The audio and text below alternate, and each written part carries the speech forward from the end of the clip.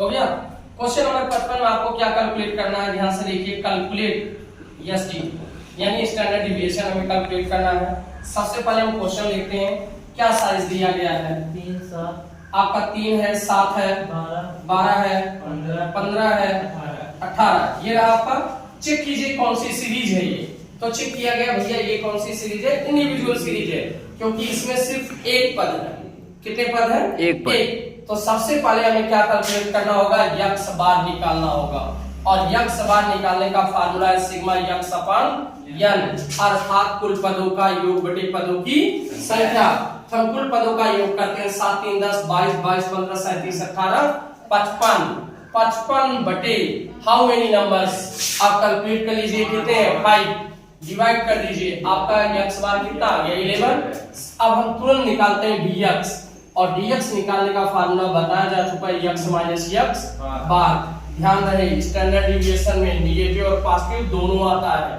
अभी तक हमने md कैलकुलेट किया था, निगेटिव का मतलब नहीं था, लेकिन यहाँ पे निगेटिव पॉजिटिव दोनों लिए जाएंगे। जैसे एज एग्जांपल यक्स आपका 3 है और यक्स बार कितना? 11। 3 में अगर 11 घटाते हैं, 3 में 11 तो कितना आएगा? निगेटिव ज्यादा होगा ना। तो हम क्या करेंगे? -8। 7 में 11 -4। अब 12 में 11 माइनस करोगे तो 1, 15 में घटाओगे तो 4, 18 में घटाओगे तो 7। हो गया क्लियर? ध्यान रहे यहाँ पे निगेटिव और पॉजिटिव एकदम इक्वल होना चाहिए, यानी 0 आ जाना चाहिए। जैसे 8 4 12, 4 1 5 7 12, पॉजिटिव भी 12 है, निगेटिव भी 12 है। हो गया 0, यानी आपका अभी तक कैलकुलेशन सही था। अब आपको क्या निकालना है? D square x. ध्यान रहे डी स्क्वायर यक्स कैसे आएगा, इसी का आपको वर्ग करना है। 8 का 64, 4 का 16, 1 का 1, 4 चौक 16, 7 सते 49। जोड़ लीजिए 49 16 65, 65 1 66, 66 6 72, 10 82, 82 4 86, 86 और 60 जोड़ दीजिए 146 आ रहा है साइडियो। क्लियर? अब एसडी निकालते हैं। SD equal sigma d square x upon n. तो क्या यही फार्मूला अप्लाई करेंगे? जी नहीं, ये अंडर रूट से साफ रहेगा। ध्यान रखिएगा 146 अंडर रूट 146 बटे एन। एन कितने हैं आपके? 5 ही है। डिवाइड कीजिए